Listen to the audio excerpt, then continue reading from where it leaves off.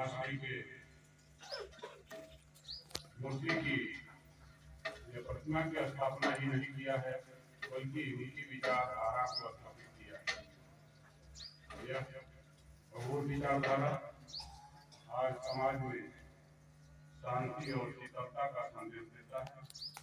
समाज के वातावरण से आप लोग परिचित हैं, सब तरफ ईर्ष्या, घृणा, द्वेष कलह बना हुआ है, इसके साथ से लोग जल रहे हैं।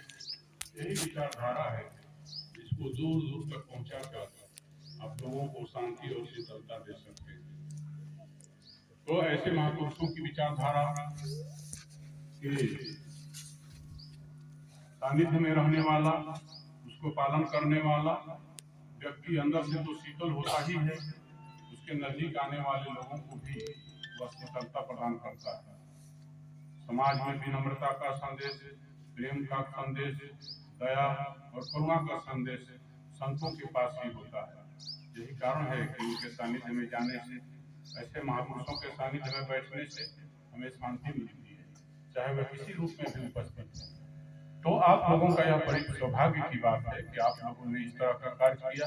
यह आपके पूर्वजों का संस्कार दिया हुआ है और इसी को संस्कार को हमें आगे बढ़ाना है। हमें आने वाली पीढ़ी में भी इस विचारधारा को पहुंचाना है, ताकि आने वाली पीढ़ी में भी भटकाव न हो, एक नई दिशा, एक नई ऊर्जा के साथ वो जीवन में आगे बढ़े, अपने घर परिवार के साथ साथ समाज और देश के लिए भी कुछ कर सके। अन्यथा आप देखते हैं समाज में जो है बहुत से बड़े बड़े लोग हुए, शासक हुए, लेकिन उनकी कठोरता रही। इसी कारण से उनको आज कोई लोग जो है याद नहीं करते हैं। लेकिन जो संत होते हैं उनके पास विनम्रता होता है, उनके पास करुणा होता है, सहनशीलता होता है, वे इसी को वितरित करते हैं। उन्होंने झोपड़ी में रहा, झोपड़ी में रह करके उन्होंने समय बिताया, साधना किया, पूजन किया, ध्यान करना, धारणा किया और गांव में घूम घूम कर अच्छे विचारों को उन्होंने बांटा, लोगों के लिए काम किया। भले ही वस्त्र के नाम पर एक लंगोट पहनते हों या जो है झोपड़ी में रहते हों, लेकिन लोगों के लिए उन्होंने बहुत चिंतन किया, लोगों को एक दिशा दिया।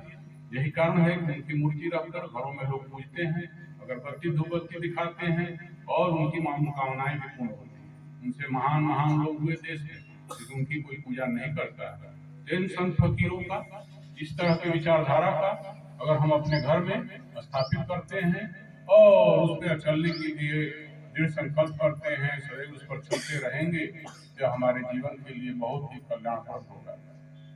अन्यथा सामाजिक व्यवस्था आप लोग देख रहे हैं, घर घर में भी दूरी बना हुआ है, परिवार में दूरी है, समाज में दूरी है। इस दूरियों को पाटने के लिए हमारे पास क्या होना चाहिए? महापुरुषों का विचार। महापुरुषों का विचार ही है इन दूरियों को पाट सकता है और हमारे लिए मार्गदर्शन का काम करता है। तो हम इन विचारों को साहित्यों के रूप में भी उपलब्ध है और भी अनेकों रूप में उपलब्ध है। हम इस विचारधारा को कैसे ज्यादा से ज्यादा तक पहुंचाएं, लेकिन उससे पहुंचाने के पहले हमारा कर्तव्य बनता है कि हम अपने जीवन में उसे उतारें, और अपने जीवन में जो उतार देता है उस व्यक्ति का जीवन में बदलाव हो जाता है। ऐसा बदलाव होता है कि उसके पास आने वाले व्यक्ति स्वयं ही महसूस करने लगते हैं कि यह व्यक्ति कुछ अलग है।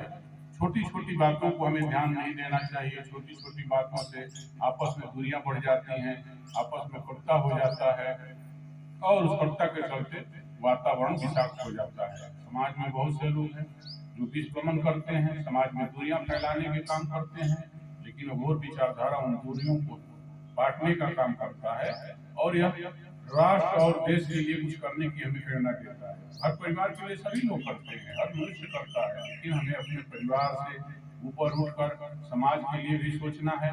इस आश्रम के माध्यम से, इस संस्था के माध्यम से आप लोग बीच बीच में जो है अच्छे अच्छे कार्य करते हैं। कभी जो है आप जो है कंबल वस्त्र वितरण करते हैं, शीत के हरणार्थ आप वस्त्र देते हैं, उसकी प्रतिष्ठा को ढकते हैं, उसको शीत से बचाते हैं। गरीब लोगों के लिए इस तरह से आप लोगों का किया गया कार्य बहुत ही महान है और अनुकरणीय है, सराहनीय है। इस तरह के कार्य यहाँ के युवा पीढ़ी में मैं देखता हूँ कि बहुत ऊर्जावान है युवा, और इसी तरह की ऊर्जा हो और संस्था से जुड़ा हुआ हो, उसमें भटकाव नहीं आता है, वह ऊर्जा सकारात्मक दिशा में काम आता है।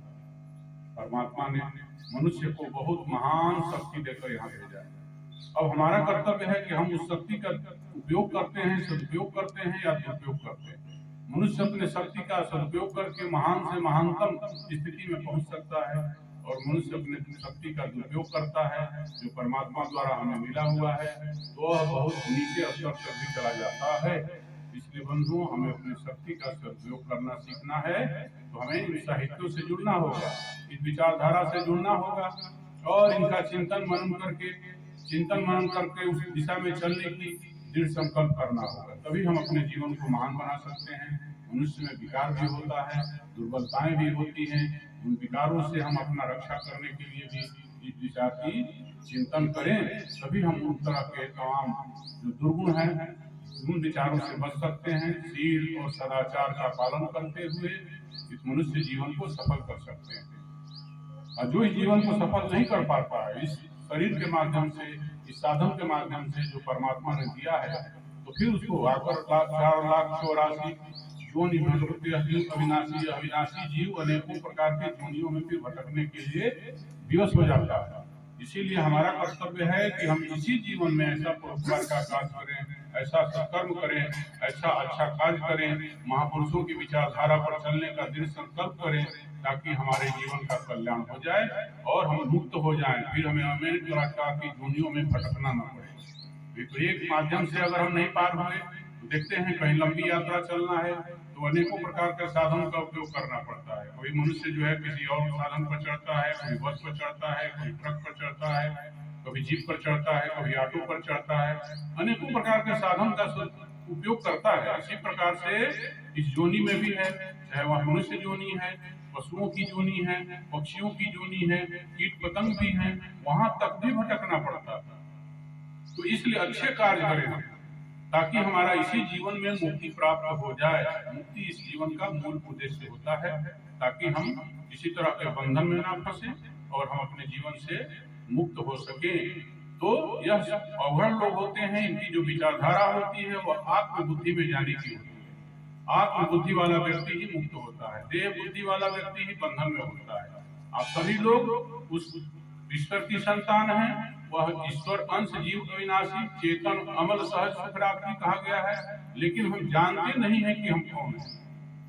हम जिस दिन जान जाए अपने को कि हम उसी के अंश हैं, हम वही हैं, उसी दिन हमारे जीवन का उद्धार हो जाएगा, हमारा कल्याण हो जाएगा। और अघोर साहित्य हमें यही जनाने की कोशिश करता है कि तुम जानो तुम कौन हो, अपने को समझने की कोशिश करो, तुम अपना चिंतन करो। कभी तो जो है अपने चिंतन करोगे, शांत चित होकर के बैठो, एकाग्र चित होकर के बैठो और बाहरी सभी विचारों को तिरोहित करो, तब तुम अपने अभ्यंतर में जाकर देख सकते हो कि तुम वही हो, उसके अंश हो, तुम वही हो। जब तक तुम इसे नहीं समझोगे तब तक तुम्हारे इस मानव जीवन का कल्याण नहीं हो सकता है। तो बंधुओं, मैं आप लोगों से यही निवेदन करूंगा कि आप उस विचारधारा के साथ जुड़ के और पूर्ण रूप से उस पथ पर बढ़ते हुए समाज में भी एक नया संदेश दीजिए। अपने चरित्र को अच्छा बनाइए, ऐसा चरित्रवान बनिए कि दूसरे लोग भी आपके चरित्र को देखकर शिक्षा ले सकें।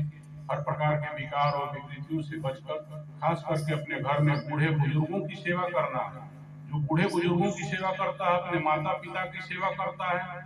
अग्रेसर कहते हैं कि लौकिक माता का ऋण परलौकिक माता के ऋण से ज्यादा समझना। जो माँ ने जन्म दिया है, इसका ऋण सृष्टि को जन्म देने वाली माता से ज्यादा समझो। मतलब उनकी आदर करो, उनकी सम्मान करो और उनका जो है सेवा शुश्रूषा करो। लोग रहते जिंदा रहते अपने माता पिता की सेवा नहीं कर पाते हैं और उनके जाने के बाद लाखों रुपया उनके नाम पर बहा देते हैं समाज में दिखाने के लिए। अरे जिंदा है तो आप उनको दीजिए। जो मरने के बाद देते हैं, छाता देते हैं, जूता देते हैं, बिस्तर देते हैं, कंबल देते हैं, सब कुछ आप देते हैं, तो उपयोग करेंगे, कौन उपयोग करेगा? अरे शरीर का उपयोग का यह सब चीज होता है। जब शरीर ही नहीं रहा हुआ तो आत्मा में चले गए, वह जो है जीवात्मा बन के जो है चले गए, तो वो कैसे उपयोग करेंगे? जब शरीर था तभी हमें उनको देना है, ताकि उपयोग करके हमको आशीर्वाद दे सके, जो आप आशीर्वाद आपके जीवन में काम आए। और वह शरीर छोड़ने के बाद भी पितृ लोगों की छत्र छाया हम लोगों के ऊपर बना रहता है, चाहे वह संत महात्मा महापुरुष हो या हमारे परिवार के बहुत से बूढ़े बुजुर्ग सज्जन लोग हों, जो अच्छे पद पर चलते आए हैं, समाज में अच्छा संदेश देते आए हैं, समाज में जो है एक समता का जो है बीज बोते आए हैं, विषमता को दूर करने की कोशिश करते आए हैं, गांव और क्षेत्र को बांध कर रखने की कोशिश किए हैं। और छोटे छोटे बात विवाद को बैठा करके सुलझा लेते थे लोग, बूढ़े बुजुर्ग। आज तो छोटी छोटी बातों को लेकर के लोग पुलिस के पास जाते हैं, कोर्ट कचहरी जाते हैं, काले वर्दी वालों के पास, खादी वर्दी वालों के चक्कर में फंस जाते हैं और बहुत से धन को बर्बाद करते हैं, समय को भी बर्बाद करते हैं। तो उन बूढ़े बुजुर्गों का भी जो चले गए हैं, उनका आशीर्वाद छाया हमारे ऊपर रहेगा अगर हम उनकी सेवा बुजुर्गों की करेंगे और उनको करेंगे। तो उनके जाने के बाद बहुत संक्षेप में जो अंत्येष्टि कहा गया है वो रखा गया है, इसमें अंत्येष्टि में कहा गया बहुत कम से कम धन में तुम काम करो भाई, इसमें खर्च करके कर्ज में मत डूबिए और बूढ़े बुजुर्गों के जीवन काल में ही सेवा कीजिए, वो ज्यादा फलदायी होगा। तो इसमें बूढ़े बुजुर्गों की जो सेवा करता है उसकी आने वाली संतान उसकी भी सेवा करता है, और जो बिना तिलक दहेज का शादी होता है उससे जन्म लेने वाली संतान राष्ट्र हित में काम करता है, वह परिवार की प्रतिष्ठा को आगे बढ़ाता है, वह धन को जो है प्रधानता नहीं देता है, वह धर्म को प्रधानता देता है। इसलिए जो विचारधारा अघोर द्वारा चलाया गया है, बिना तिलक दहेज का शादी करना, फिजूल खर्ची नहीं करना, विवाह के अवसर पर फिजूल खर्ची, और एक नया परंपरा चल पड़ा है, मालूम नहीं पश्चात देशों का होगा, शादी का वर्षगांठ 25वां 50वां लोग मनाते हैं तो उसमें भी लाखों रुपया खर्च कर देते हैं। यह सब क्या है? इसकी आवश्यकता नहीं है बंधु। हमारा तो समीक्षा दिवस है, समीक्षा करना चाहिए हमारा जीवन इतना निकल गया, कैसा निकला, आगे भविष्य में कैसे निकलना चाहिए। आपके बच्चे का जन्मदिन है, उस दिन ज्यादा न खर्च कर सिंपल सामान्य ढंग से मनाइए, किसी आश्रम में जाइए, मंदिर में जाइए, देवता के सामने उसको हाथ जोड़ना सिखाइए, सिर झुकाना सिखाइए, इससे उसका कल्याण होगा। और उसके जन्मदिन के दिन 5 गरीब बच्चों को कॉपी दे दीजिए, कलम दे दीजिए, यह सब वितरित कीजिए, देखिए उससे आपके बच्चे को ज्यादा पुण्य मिलेगा। केक काटने से, नाचने से, हेलो बैठ क्या कहते हैं, बर्थडे, हैप्पी, हाँ, यह सब बोलने से क्या होने वाला है? अरे हमको अच्छा संस्कार बच्चों में देना है, उससे आश्रम से जुड़ना है, किसी संस्था से जुड़ना है, वहां जाए, सिर झुकाए, विनम्रता सीखे, संत महात्माओं के आदर करना सीखे, अपने बूढ़े बुजुर्गों का आदर करना सीखे, यही उसको महानता की तरफ ले जाएगा। तो हमें बच्चों से ही ऐसा संस्कार देना है और हमारे अंदर भी इस तरह का संस्कार होना चाहिए कि बच्चों में कोई गलत ना जाए, बच्चे अच्छे शिक्षित हों, शिक्षा के साथ साथ अच्छा संस्कार भी ग्रहण करें, तभी वो परिवार के साथ गांव, क्षेत्र और समाज राज्य के लिए भी बहुत कुछ कर सकते हैं। और आगे हमारे देश की इसकी आवश्यकता है कि युवा पीढ़ी को हमको इसके लिए तैयार करना है, वह देश के लिए काम आए। हमारा देश निरंतर जो है हर प्रकार से समृद्धि की ओर बढ़ रहा है, सम्मान की ओर बढ़ रहा है, पहले भी अब विश्व गुरु रह चुका है, भविष्य में भी विश्व गुरु बनने की तरफ जा रहा है। ऐसे में हमें जोश खरोश के साथ इसमें साथ देना है, सहयोग देना है और राष्ट्रीय विचारधारा जो अवगढ़ परंपरा की है इसको जन जन तक पहुंचाना है, ताकि राष्ट्र के प्रति अच्छा सकारात्मक सोच लोग रखें, इसके दिशा में किसी प्रकार के विचारधारा में नकारात्मकता न आए।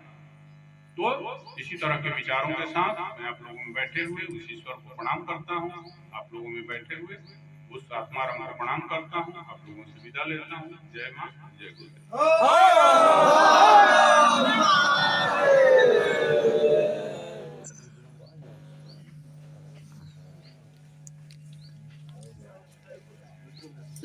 धारा हाँ, पुन्हा 15 मिनिट